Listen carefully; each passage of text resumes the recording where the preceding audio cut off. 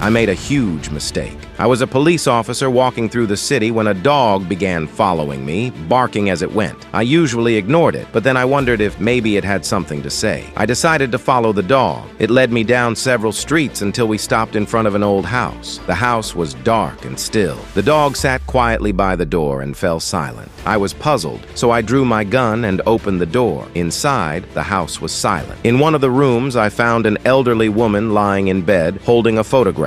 She had been dead for some time. By the bed was a note that read, "All I wanted was to see my son on my last day." In that moment, I thought of my mother, whom I hadn't spoken to in years due to a past argument. I took the photograph from the woman's hands and saw a picture of me as a child. I was stunned. That old woman was my mother. I collapsed to my knees, crying. Forgive others. Life is too short, and if you love your mom, subscribe.